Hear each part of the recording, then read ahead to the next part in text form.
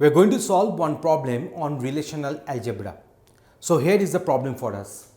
In a relational database, there are three relations. So first relation is the customers, and this customers is having only one attribute, that is our CNAME, that is a customer name. Shops, one attribute, shop names.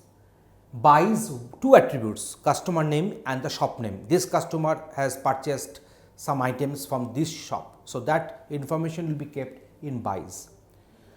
Now try to write one relational algebra expression which returns the names of shops that have no customers at all. So this is the query. We are supposed to write the respective relational algebraic expression. So how to write this one?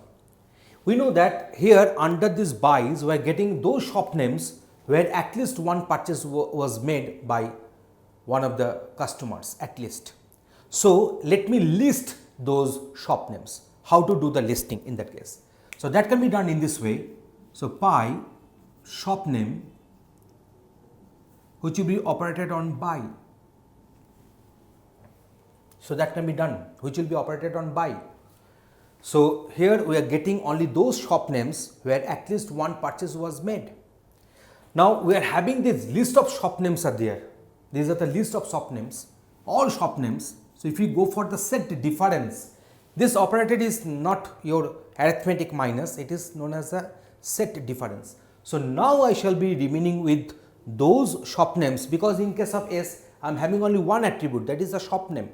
So I shall be remaining with those shop names where no purchase were made. So in this way such questions can be answered very easily. Thanks for watching.